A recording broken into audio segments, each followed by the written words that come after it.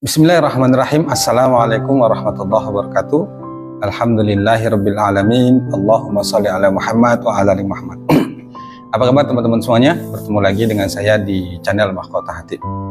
Ya, seperti biasa ya, sama-sama kita berdoa buat teman-teman semuanya, terkhusus ya buat teman-teman saat yang sedang berjuang untuk melunasi utang. Tetap selalu saya doakan semoga Allah mudahkan ya. Yang penting itu kita tetap yakin sama Allah, sabar teman-teman semuanya, pasti Allah tolong. Kadang-kadang yang membuat kita merasa pertolongan Allah itu belum datang karena kita merasa terburu-buru. Padahal Nabi itu udah bilang ya, bahwa setiap doa seseorang itu pasti dikabulkan Allah selagi dia tidak terburu-buru. Artinya apa? Sabar teman-teman semuanya. Nah, jangan lupa bersyukur ya buat teman-teman semuanya, apapun kondisinya, apapun masalahnya, tetap bersyukur. Tetap bersyukur teman-teman semuanya. Nah, seperti biasa juga sambil nonton video ini, jangan lupa tuh tuliskan doa terbaik Anda di kolom komentar. Selalu saya ingatkan, ketika saya buat video itu, jadikan saja kolom komentar itu sebagai scripting doa Anda. Jadi tuliskan doa terbaik Anda itu. Apa yang ingin Anda inginkan, apa yang Anda ingin raih, tuliskan. Ya nggak apa-apa, orang-orang tahu itu justru bagus untuk memperkuat keyakinan kita ya. Dan apabila video ini ditonton oleh banyak orang, jutaan orang, dan diaminkan, itu insya Allah lebih mempercepat terkabulnya doa Anda. Maka tuliskan saja, Alhamdulillah ya Allah aku sehat, Alhamdulillah ya Allah hutang lunas, dan lain sebagainya. Baik teman-teman semuanya, lagi-lagi di video kali ini itu saya ingin bahas masalah hutang ya. Karena kalau kita bahas ya bicara masalah hutang ini nggak akan selesai. Yang WA ke saya, yang curhat ke saya, yang sharing ke saya itu berbagai hal yang dia rasakan, dan saya memahami dan memaklumi itu. Karena memang kalau kita diuji lah, bahasa saya itu diuji dengan masalah utang ini benar-benar ribet, benar-benar menguras otak. Karena kita terjerat masalah utang itu, yang diserang itu bukan hanya pribadi kita saja, tapi semuanya, keluarga, lingkungan, sahabat, wah semuanya itu benar-benar nggak enak kita rasakan. Tapi oke lah, apapun itu, itulah takdir Allah, itulah ketetapan Allah yang harus kita jalanin. Nah, di akhir-akhir itu banyak yang ya kalau dibilang mengeluh, yang mengeluh, sharing ya sharing, monggo lah. Yang WA ke saya itu begini, Pak, kapan ya hutang saya ini lunas? Rasanya saya sudah capek banget Pak, lelah rasanya gitu. Saya sudah melakukan berbagai banyak hal, amalan, ibadah, tapi sampai hari ini Allah belum menolong. Apakah ibadah saya salah? Apakah sholawat atau istighfar? Atau pokoknya apakah amalan-amalan yang saya kerjakan ini salah? Atau karena memang dosa saya ini banyak? Saya nggak ngerti Pak. Tolong pencerahannya. Nah, kira-kira pertanyaan begitu. Nah, baik teman-teman semuanya. Nah, di video kali ini itu saya ingin bahas lagi sebenarnya ini ya, tentang tanda ya. Tanda bagaimana Allah itu menolong kita. Walaupun sebenarnya ini nggak bisa dijadikan patokan, tapi ini secara pengalaman saja. Karena memang saya memahami dan benar-benar bisa merasakan ketika kita terjerat masalah utang itu gak enaknya, pusingnya itu saya merasakan benar gitu. Nah, baik teman-teman semuanya, tandanya itu ya, dan sebenarnya ini juga pernah saya bahas di video saya. Gak apa-apa saya ulang supaya lebih menguatkan lagi, meyakinkan lagi. Nah, tanda kalau Allah ingin menolong itu, atau tanda Allah kalau ingin menaikkan derajat kita itu, kadang-kadang kita benar-benar sulit menebak. Itu tandanya itu begini ya, itu makin didatangkan banyak masalah, banyak persoalan. Kan yang WA ke saya itu banyak, Pak, kenapa ya makin saya kuat ibadah, kuat riyadhah, masalah itu kok selalu datang terus. Masalah satu belum selesai, datang lagi masalah yang lain. Utang ini belum lunas, ada lagi masalah yang lain, dari keluarga, dari anak, dari berbagai hal. Saya nggak ngerti Pak, apakah riyadhah salah, saya salah, apa saya kurang ikhlas, apa saya kurang sabar, dan lain sebagainya. Pokoknya itu hati itu begitulah bahasa-bahasanya, karena kan banyak ya. Nah, kalau Allah ingin menaikkan derajat kita, dan bahasanya gini, kalau Allah itu ingin menolong kita, bukan kadang-kadang, tapi memang begitulah prosesnya. Makin kita kuat ibadah, makin kita kuat riyadhah, makin kita berusaha mendekatkan diri sama Allah, itu ujian, masalah makin didatangkan sama Allah. Kenapa? Karena disitulah ujian keimanan kita.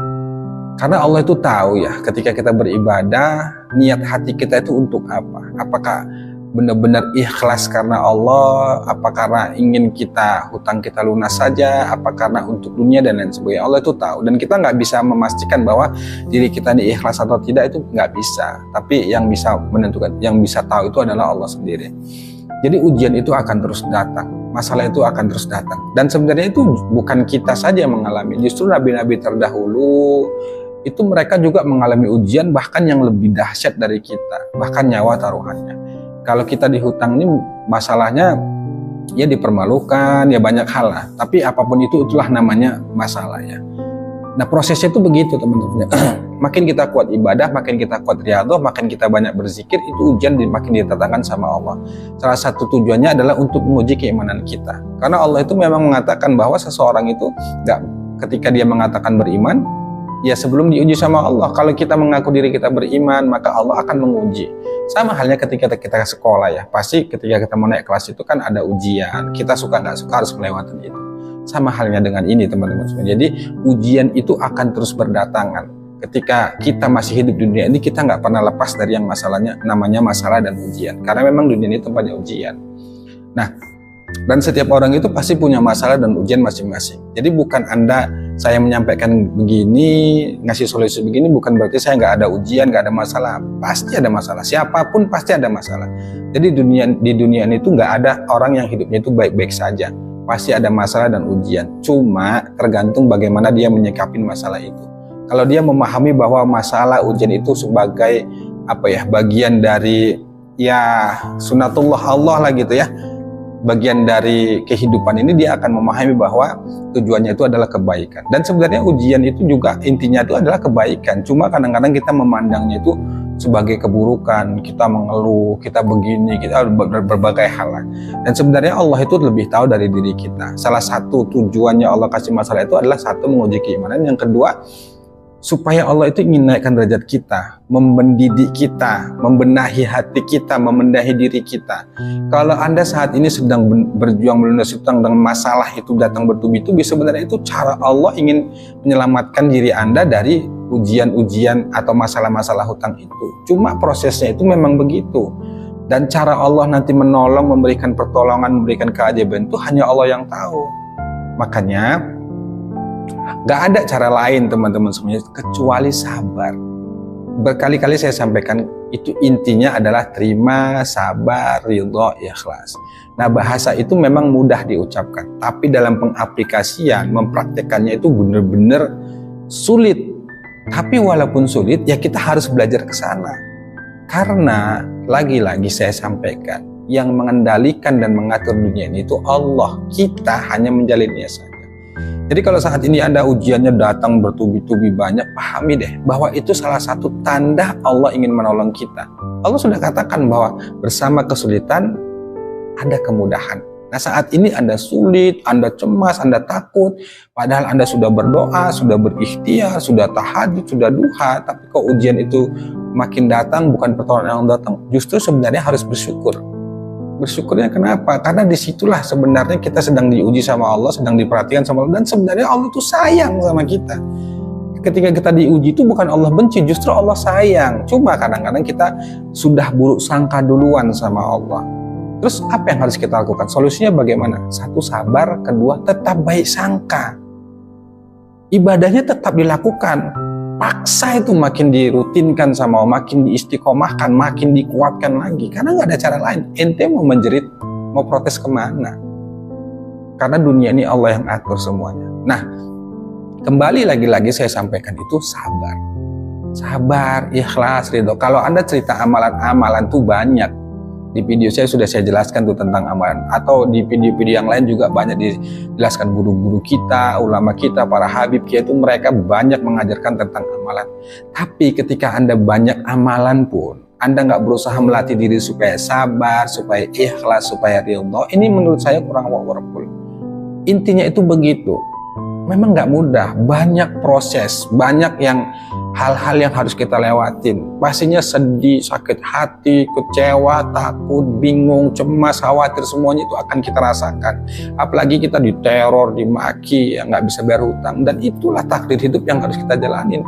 Dan disitulah ujian keimanan kita. Kalau kita menyatakan diri kita beriman sama Allah, ya harus kita menghadapi ujian itu. Maka terus berjuang, terus berdoa sama Allah. Kalau bukan ke Allah kita minta, kemana lagi? Ya Pak Ustadz, tapi orangnya nggak mau dikasih pengertian, saya sudah jelaskan begini. Iya, apapun yang ente jelasin yang namanya hutang itu mereka tetap begitu, dan itulah resiko yang harus kita terima. Makanya perkuat hati kita ke Allah supaya Allah menguatkan kita. Banyak testimoni itu yang menjelaskan mereka yang taat ke Allah, berjuang benar-benar sungguh-sungguh mendekat diri sama Allah, ditolong tuh sama Allah. Seperti saya katakan tadi pertanyaannya, kalau bukan ke Allah, kita mau minta kemana lagi? Yang WA ke saya kan banyak, Pak, saya sudah ikhtiar sana sini minta tolong ke teman, minta cari pinjaman ke saudara, justru saya malah dimarahin, dimusuhin, gak dikasih sana sini. Ya itulah kehidupan. Maka disitulah Allah melatih, mendidik diri kita supaya hanya berharap dan bergantung padanya. Kalau bentuk pertolongan seperti apa, itu Allah alam, bukan wilayah kita, bukan ranah kita.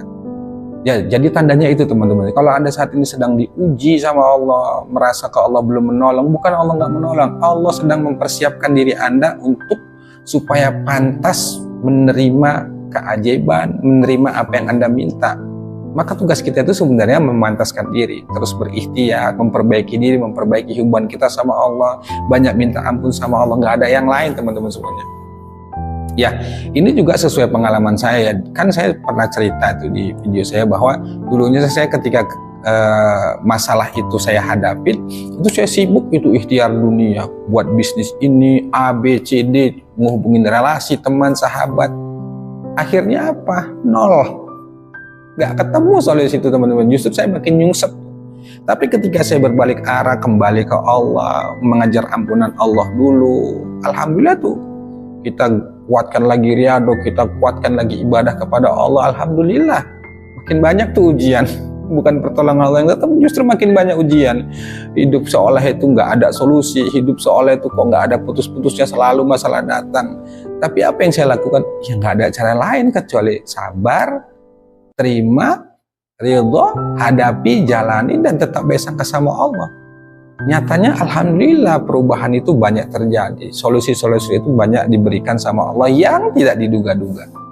Nah banyak nih ya, bahkan di jamaah-jamaah yang sudah ikut kelas online tuh, mereka merasakan keajaiban tuh begitu. Tadinya nggak percaya, nggak yakin dengan pertolongan Allah, dengan keajaiban. Tapi setelah mereka melaksanakan, ya berusaha sabar meskipun terpaksa ya kesannya gitu, alhamdulillah pertolongan Allah itu datang. Bahkan hutang 2 miliar lunas tanpa bayar, 50 juta lunas tanpa bayar, 8, banyak lah teman-teman semuanya. Saya jarang saya mengangkat tentang testimoni, tapi kalau ingin tahu testimoni, ya udah WA aja saya kasih itu.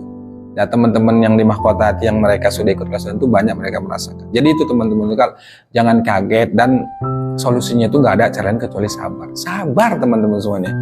Allah itu lebih tahu dari diri kita. Allah itu tahu yang terbaik buat kita. Jadi kalau kita pun memaksa diri harus seperti ini nggak bisa. Itu yang membuat diri kita makin stres, makin pusing, makin puyang. Maka solusinya nikmatin. Meskipun kita merintih, ya merasa sudah nggak sanggup lagi, ya udah ngeluh ke Allah.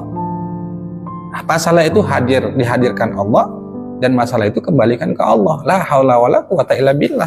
Terus apa yang harus kita lakukan? Ya jalanin hidup ini seperti sebaiknya. Ibadah diperbaiki, ikhtiar tetap dilakukan, banyak berbuat baik. Gak ada yang lain teman-teman semua. Percaya deh.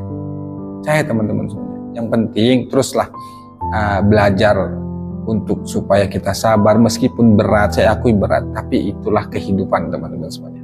Semoga bermanfaat. Wallahu a'lam bishawab. Wassalamualaikum warahmatullahi wabarakatuh.